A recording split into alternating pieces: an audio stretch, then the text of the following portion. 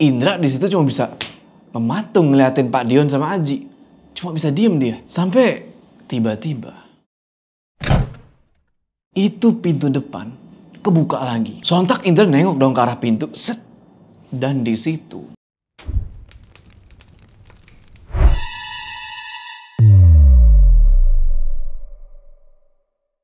Assalamualaikum teman-teman, balik lagi sama gua.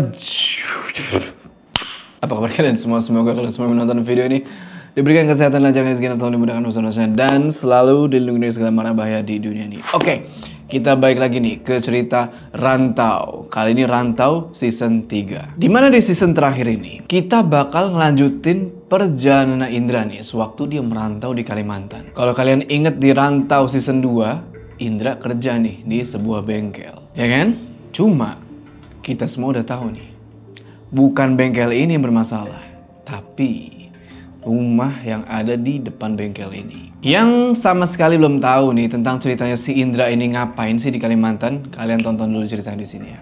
Nah, di part terakhir season 2 kemarin, Indra, Aji, Mas Said, Rian, sama Pak Dion mutusin buat menginvestigasi rumah walet itu. Masuklah mereka semua nih ke dalam rumah itu. Dan ketika mereka semua udah ada di dalam, mereka ini nemuin sesuatu yang bisa dibilang bener-bener di luar dugaan. Dan sesuatu itulah yang menjadi penyebab kenapa si Indra ini selalu dihantui sama satu sosok anak kecil. Nah, bagaimanakah kelanjutan dari kisah ini? Tonton video ini terus. Udah, kita nggak usah lama-lama lagi nih. Udah pada penasaran kan gimana sih kelanjutan cerita ini? Udah siap? Mode horor up.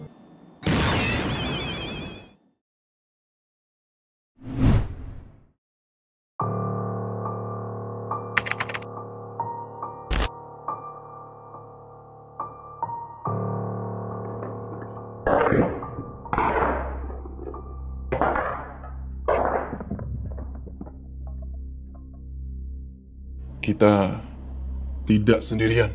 Hening tuh.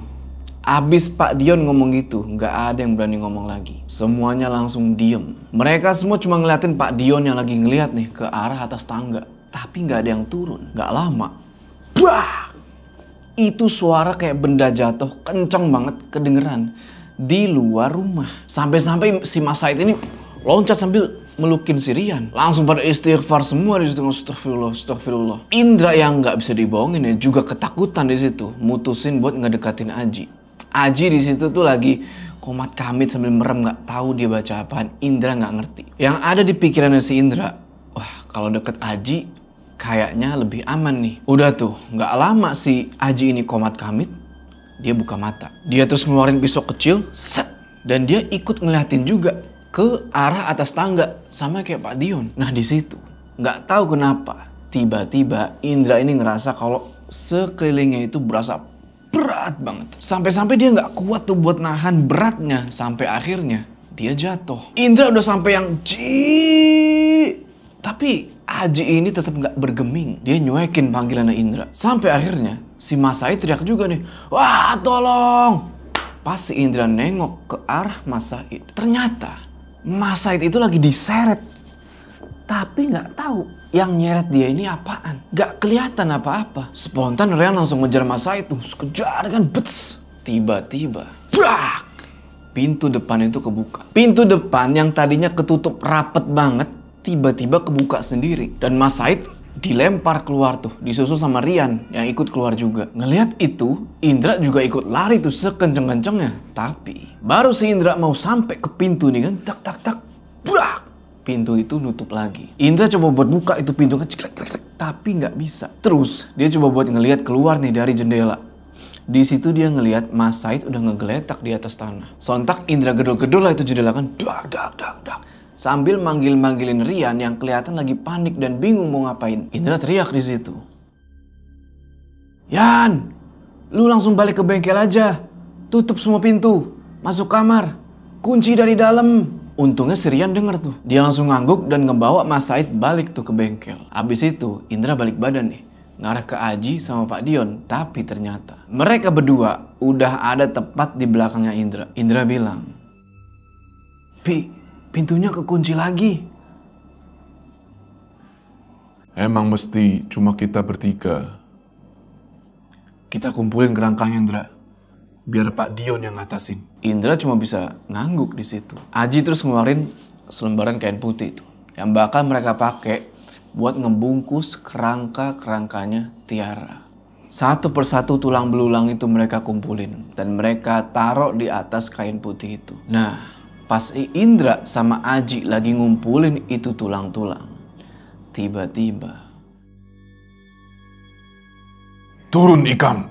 Tiba-tiba Pak Dion teriak tuh sambil megangin mandau. Matanya masih natap tajam tuh ke arah atas tangga. Singkat cerita, Aji sama Indra udah selesai nih ngumpulin tulang-tulang itu. Mereka bungkus lah itu kain putih, bungkus rapi. Habis itu Aji bilang, udah Pak, tujuan kita kesini udah selesai. Habis si Aji ngomong gitu, tiba-tiba dari arah atas tangga kedengeran suara nih.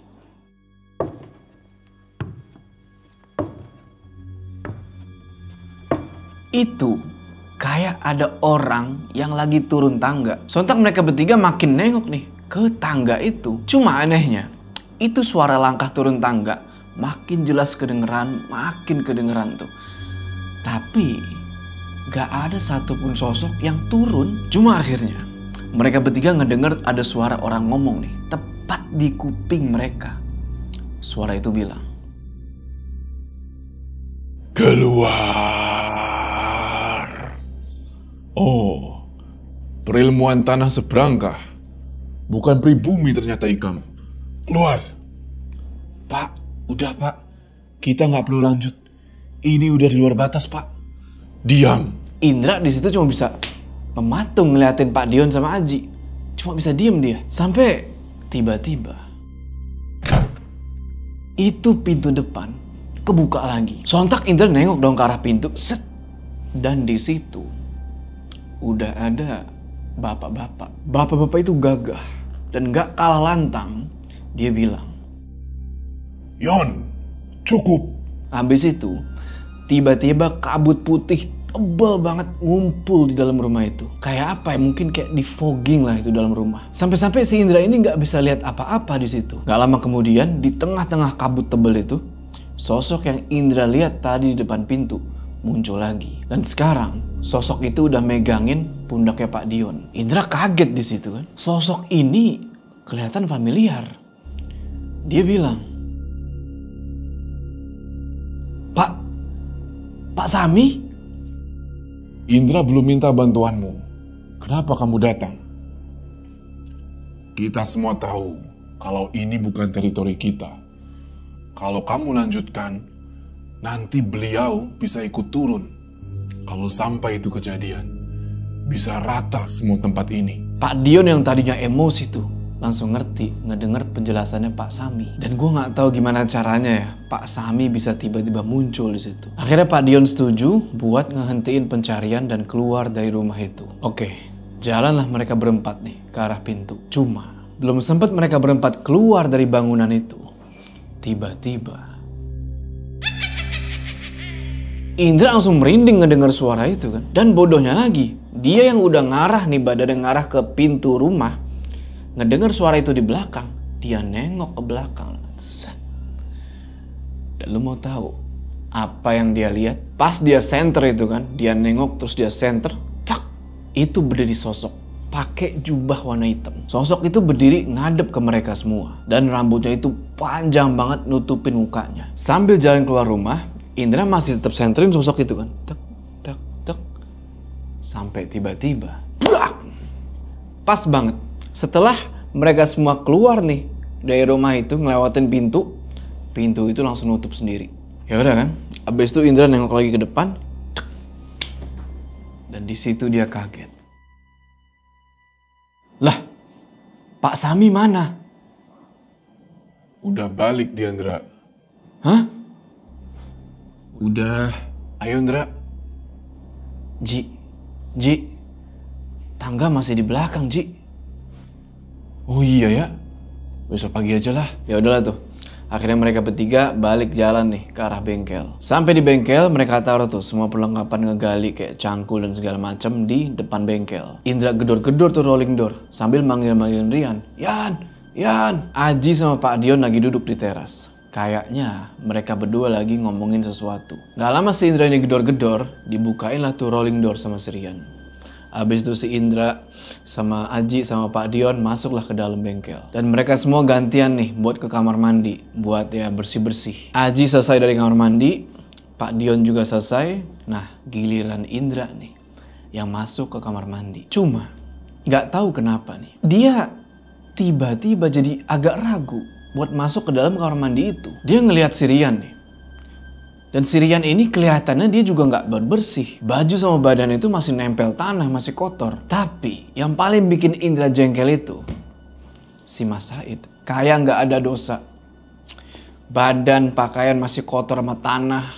Masih kotor lah. Dia udah tiduran di atas kasur. Di situ Pak Dion bilang, Ji, kita taruh di mobil dulu ini. Besok aja baru kita urus. Pak Dion ngajak Aji buat narok bungkusan putih yang isinya itu kerangkanya Tiara ke dalam mobil. Si Indra dalam hati langsung bilang dong, alhamdulillah akhirnya selesai juga. Tapi apakah benar-benar selesai? Habis itu Indra pergi mandi. Dan untungnya nggak terjadi apa-apa sama dia pas lagi mandi itu. Setelah itu mereka semua masing-masing langsung istirahat dan nggak ada obrolan apa-apa lagi. Paginya sekitar jam 8, Indra baru bangun nih. Udah waktunya buka bengkel. Dia buru-buru mandi tuh. Habis mandi dia langsung pergi ke depan. Dia buka itu rolling door dan ternyata Rosa udah nungguin di depan. Di situ Indra bukannya ngerasa bersalah gara-gara telat buka bengkel, dia malah ngegodain Rosa. Soalnya si Rosa ini dia ada hubungan spesial sama Rian. Jam 10 siang, Pak Dion, Aji sama Rian pamit pulang nih. 15 menit kemudian, Mas Said pamit pulang juga. Sebelum balik, Pak Dion bilang ke Indra kalau kerangkanya Tiara ini bakal dikebumikan secara layak lah, secara baik. Setelah mereka semua pergi, Indra ini ngeliat kok Rosa jadi agak kusut mukanya. Jelaslah kusut, soalnya ditinggal Rian pulang. Karena kalian mau tahu, ternyata Rosa ini adalah seorang janda. Ya udahlah kan, abis mereka semua balik, Indra lanjut lagi nih kerja. Lagi asik-asik kerja nih. Tiba-tiba ada suara di kupingnya dia. Makasih ya, Kak. Sontak Indra langsung nengok ke kanan sama kiri dong. Tapi nggak ada siapa-siapa di situ. Indra langsung mikir, apa jangan-jangan itu Tiara? Pas lagi mikir kayak gitu, nggak tahu dari mana asalnya ada angin nih yang berhembus ke belakang lehernya dia. Nggak tahu maksudnya apa. Nggak terasa udah siang nih. Rosa pun ya kayak biasa lah, dia pamit buat pulang, buat istirahat sebentar. Indra milih buat istirahat di teras bengkel sambil nikmatin ya hembusan angin semriwing lah. Sambil nikmatin udara seger, Indra ngeliat ke arah rumah Walid itu. Di situ dalam hati dia bilang, istirahat yang tenang ya kamu Tiara. Abis ngomong dalam hati kayak gitu kan, tiba-tiba dia keinget nih. Kalian tahu nggak apa yang Indra lupa? Tangganya belum diambil, masih ada di belakang rumah itu. Dia jadi kepikiran dong, aduh, kenapa nggak tadi minta temenin Aji apa Pak Dion nih buat ngambil itu tangga? Yah, karena mereka semua udah pada balik, mau nggak mau, dia mesti pergi lagi ke rumah Walid itu sendirian buat ngambil tangga. Secara itu tangga bengkel, kalau hilang nanti bisa jadi masalah lagi. Ya udah kan, mumpung lagi nggak ada customer, Indra pergi nih ke rumah Walid itu buat ngambil tangganya. Baru beberapa langkah jalan nih dari teras bengkel, nggak sengaja dia nengok nih ke belakang. Karena dia ngerasa kalau kok kayak ada sesuatu yang aneh di belakang. Pas dia nengok, di situ dia kaget bukan main. Di teras bengkel itu ada badan ngegeletak. Padahal baru beberapa langkah dia jalan ninggalin itu bengkel. Pas Indra perhatiin, itu badan siapa di situ kan? Dan yang mencengangkan adalah sosok yang ngegeletak itu mirip sama badannya Indra. Dan ternyata itu emang badannya Indra yang lagi ngegeletak di depan bengkel. Cuma yang jadi pertanyaan, Indra ini kan lagi jalan ke arah rumah Walid itu. Di tengah kebingungan itu, tiba-tiba kabut datang nih. Gak tahu dari mana asal itu kabut. Cuma itu kabut bikin Indra ngerasa sesek. Sesek banget sampai dia ini susah buat nafas. Dalam hati dia bilang, wah ini gak bener nih.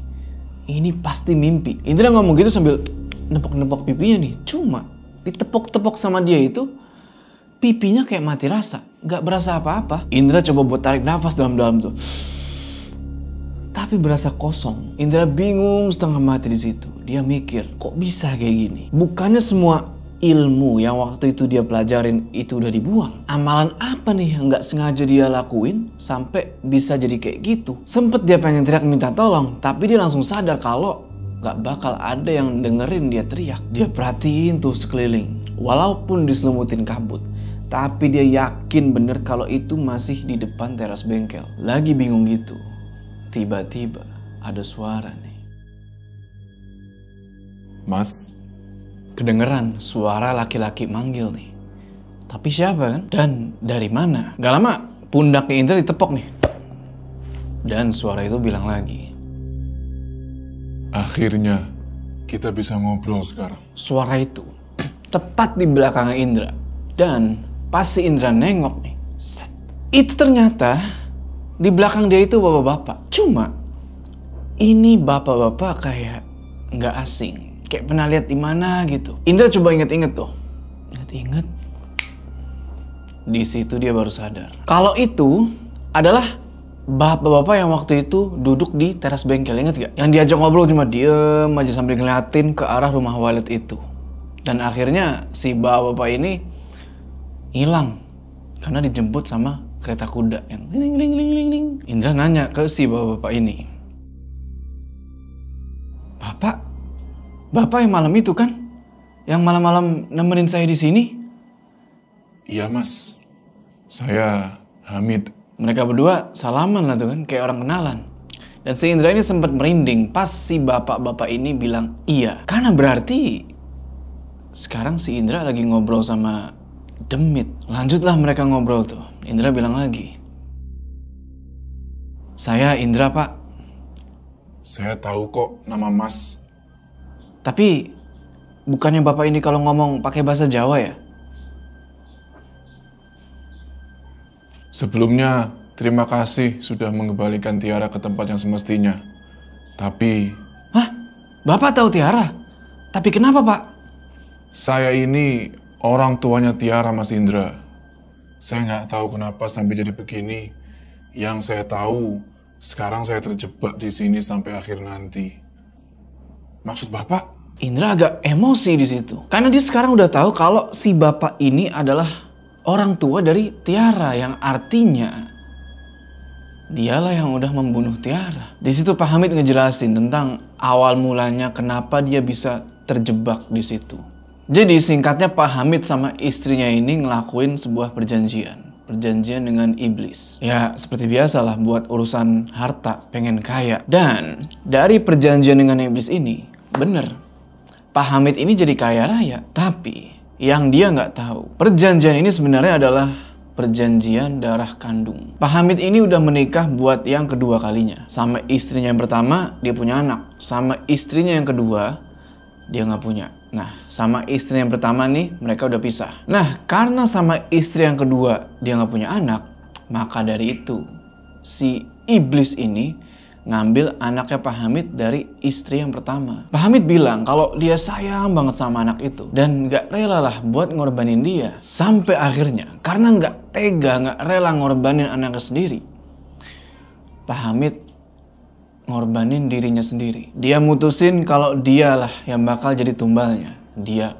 gorok tuh lehernya sendiri. Tapi ternyata itu nggak selesai. Iblis itu tetap mau darah dagingnya Pak Hamid. Sampai akhirnya istrinya Pak Hamid ini ngebawa dan ngiket Tiara di rumah Walid itu. Kakinya dihancurin, matanya diambil. Wah, terlalu sadis lah kalau gue jelasin. Konsekuensi dari perjanjian itu adalah sekarang sukmanya Pak Hamid sama Tiara terjebak di alam itu sampai akhir nanti.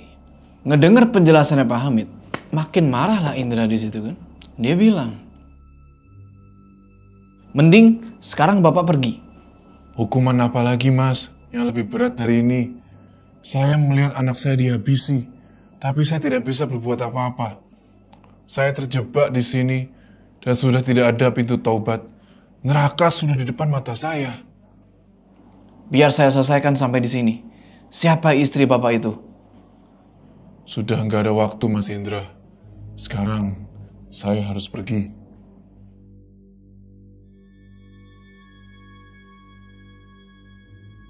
Tanah ini milik saya. Tiba-tiba Pak Hamid ini nunjuk ke rumah Walid itu. Sambil ngeliat ke sekeliling sambil ketawa-tawa terus bilang, tanah ini milik saya. Habis itu dia gorok leher sendiri tuh pakai parang yang nggak tahu gimana caranya.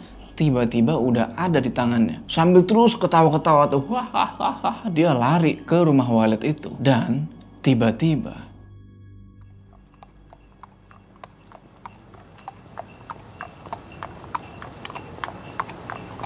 pelan-pelan kedengeran suara delman. Persis banget sama suara delman yang waktu itu. Suara itu mulai ngedeket, makin ngedeket. Dan di saat yang bersamaan, Pak Hamid hilang di telan kabut. Habis itu tiba-tiba, yes, suasana di sekitaran tuh jadi gelap. Indra tiba-tiba ngerasa badan itu lemes banget, lemes sampai akhirnya dia nggak sadarin diri.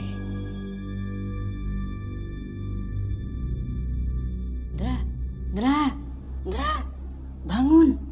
Ada motor tuh. Pas Indra buka mata nih, dia ngelihat Rosa udah ada di depan matanya. Lagi ngeliatin dia pakai tatapan yang aneh. Indra langsung bangun tuh, set. Dia ngeliat ke sekeliling. Semuanya udah kelihatan normal lagi, nggak kayak tadi. Dia coba tepok pipinya kan, tek, sakit. Artinya bener nih, udah normal. Habis itu dia berdiri dan pergi nih ke kamar mandi buat cuci muka. Kelar cuci muka, dia merenung tuh di situ. Mikirin apa yang sebenarnya udah terjadi sama dia tadi. Kok bisa badannya ngegeletak di teras bengkel, tapi dia jalan-jalan? Mimpi apa gimana nih kan? Terus dia merenung soal itu sampai akhirnya dia bilang dalam hati, gua mesti minta bantuan Pak Aksa. Ini semua mesti diakhirin. Habis itu Indra keluar nih dari kamar mandi. Dan pas banget, beberapa kendaraan tuh datang, mampir ke bengkel. Indra kerjain lah tuh. Nggak terasa hari udah semakin sore. Indra perhatiin nih, mukanya Rosa dari siang tuh kayak yang senang banget. Kayak abis dapet kabar gembira. Singkat cerita, terus kerja sampai akhirnya azan maghrib. Rosa udah pulang. Indra baru aja nih keluar dari kamar mandi, bebersih habis kerja kan. Dan lagi-lagi dia masih kepikiran nih sama kata-katanya Pak Hamid. Apa sebenarnya maksud dari kata-kata tanah ini milik saya? Kalau dibilang Pak Hamid ini pemiliknya, maaf nih, agak-agak nggak mungkin gitu. Soalnya Pak Hamid ini setelah mati, ya dia tetap nggak berguna gitu loh. Kata-kata itu pasti punya arti yang sebenarnya, cuma Indra belum tahu. Ya udah tuh, akhirnya Indra mutusin buat sholat maghrib. Nah, baru aja dia mau sholat nih, Allahu Akbar kan? Tiba-tiba ada yang ngegedor-gedor rolling door. Nggak jadi sholat lah dia kan. Bingung, siapa nih? Maghrib datang. Jalanlah dia ke rolling door tuh kan. Dia buka itu rolling door, zret. Dan ternyata yang gedor-gedor itu adalah Rian. Dia datang, mukanya itu seneng banget. Rian ngebawa kabar yang bisa dibilang cukup mengagetkan buat Indra. Jadi, Rian datang ke situ maksudnya mau minta tolong nih ke Indra buat nemenin ke rumahnya Rosa. Karena rencananya Rian ini pengen ngelamar Rosa buat jadi istrinya. Awalnya Indra pikir Rian ini cuma bercanda, tapi enggak, dia serius. Ya udah, Indra sholat maghrib tuh. Nah, sambil nunggu Isya, mereka ngobrol-ngobrol dikit tuh. Rian cerita tuh kalau pas pertama kali dia ngelihat Rosa, dia langsung tertarik. Dan tanpa sepengetahuan Indra, ternyata mereka berdua ini udah tukeran nomor. Dalam hati Indra bilang nih, weh, gercep nih anak. Di situ sebenarnya Indra lumayan takjub ya sama Rian, karena kan baru beberapa hari kenal nih sama Rosa. Tapi dia udah berani nih ngelamar Rosa tanpa mandang status Rosa ini ya itu ya dia janda kan. Tapi di situ Rian ngejawab kalau dia udah yakin betul nih mau nikahin Rosa. Dia bilang, setiap detik yang gue lewatin gak akan pernah balik lagi, Indra. Dan gue pengen ngabisin sisa detik-detik gue sama dia. Dan jangan tanya alasan, karena semua yang gue rasain ini sama sekali nggak beralasan. Ya udahlah kan, toh si Rian ini emang udah yakin banget pengen nikahin Rosa dan Rosanya juga suka sama si Rian, ya udahlah. Indra pikir mereka bakal bahagia. Abis sholat Isya, mereka berdua jalan nih ke rumahnya Rosa naik motor. motornya si Rian tuh, si Mbah. Suasana malam itu emang gelap dan sepi. Tapi nggak tahu kenapa nggak bikin merinding kayak sebelumnya itu loh. Apalagi pas ngelewatin rumah Walid itu, sekarang udah biasa aja. Nggak tahu ya, mungkin karena efek dari Rian yang seneng atau gimana. Nggak pakai lama, mereka berdua udah sampai nih di depan rumahnya Rosa. Dan singkat cerita, Pak Fikri keluar nih dan mempersilahkan mereka berdua buat masuk ke dalam. Di dalam rumah, Rian ngejelasin lah tuh kan apa maksud dan tujuan dia datang ke situ. Dan keluarlah nih jawaban dari Rosa. Rosa cuma ngangguk yang artinya ya berarti dia nerima lamarannya si Rian ini. Habis itu mereka diskusi lah tuh tentang kapan keluarga Rian bisa datang dan kapan acara pernikahannya itu bakal dilaksanain. Ditetapin lah nih kalau Rian sama Rosa bakal menikah di tanggal 14 Februari tahun 2017. Akad bakal dilangsungin di masjid yang gak jauh dari kediamannya Rosa dan dilanjutin pakai acara kecil-kecilan di rumahnya Rosa. Nggak terasa mereka udah ngobrol lama nih di rumahnya Pak Fikri. Kalau nggak salah waktu itu udah jam 10 malam. Indra sama Rian pun pamit buat pulang. Selesai dari rumah Rosa, Rian langsung masuk ke dalam kamar buat istirahat. Sedangkan Indra, dia masih kepengen ngopi sama ngerokok dulu nih di teras bengkel. Dia bener-bener masih kepikiran tuh sama sosok Pak Hamid. Banyak pertanyaan-pertanyaan yang muncul di kepalanya. Gimana kalau istrinya Pak Hamid ini tahu kalau Tiara udah dikeluarin dari rumah itu? Apakah dia bakal nyari tumbal yang lain? Atau ya semuanya udah berakhir gitu. Dan siapa sosok iblis yang udah menguasai tanah itu? Nah, di situ Indra nyoba buat merem nih dan konsentrasi. Dia coba buat ngamalin sebuah amalan yang dulu dia pernah pelajari. Nggak tahu ini amalan apa, tapi ini ngebutuhin Indra merem sama konsentrasi. Konsentrasi itu kan merem. Dan wallahu a'lam. Langsung muncul di kepalanya nih, udah kayak film. Dia dapet kayak penglihatan gitu, samar-samar. Di penglihatannya dia itu muncul nih satu sosok laki-laki yang udah gak asing buat dia. Itu Pak Hamid. Dan satu sosok perempuan, mungkin itu istrinya Pak Hamid. Dan di depan sosok Pak Hamid sama perempuan itu tergeletak satu anak kecil. Dia, ya kalian bener, Tiara. Indra ngebatin lah kan ngelihat sosok kecil yang gak berdaya kayak gitu. Terus yang selanjutnya dilakuin sama laki-laki tua itu, lo mau tahu apa? Dia hantemin itu balok kayu ke kakinya si Tiara. Brak! Seketika Tiara bangun tuh dan nangis-nangis minta ampun sampai karena nggak kuat nahan rasa sakit, dia pingsan. Indra emosi lah di situ kan, karena ternyata Pak Hamid ini bohong. Ingat kan waktu itu, kalau yang dikabut-kabut itu dia bilang kalau istrinya yang udah ngiket Tiara di rumah itu, tapi bukan. Ternyata itu Pak Hamid. Kenyataannya ya Pak Hamid ikut ambil bagian di situ. Kan udah emosi banget sama penglihatan itu ya, Indra langsung buka mata. Teng, konsentrasi buyar tuh. Gak lama setelah itu, tiba-tiba kedengeran suara nih. Kayak ada suara hentakan kaki di tanah 3 kali itu. Dak, dak, dak. Dari samping bengkel. Indra dalam hati bilang, gak beres ini. Paham doa, paham amalan. Tapi kalau ketemu face to face sama Poci ya keder juga gue. Dia nggak mau repot-repot pergi ke samping bengkel nih buat nyari tahu suara apa itu dan atau apa yang menimbulkan suara itu. Dia mutusin buat masuk balik ke dalam bengkel. Nah, pas dia balik badan nih mau masuk ke dalam bengkel, tiba-tiba astagfirullah. Apa nih yang Indra lihat pas dia masuk ke dalam bengkel itu? Dan apakah benar dengan diselamatkannya Tiara dari rumah Walid itu semuanya bakal berakhir? Atau akan ada hal lain yang terkuak? Tonton di part selanjutnya. Oke, sebelum kita berpisah jangan lupa kalian like video ini, dan bagi yang belum subscribe, ayo subscribe sekarang ke channel ini supaya kalian ketinggalan Rantau Season 3 part selanjutnya. Gua jauh. Sampai ketemu di cerita selanjutnya.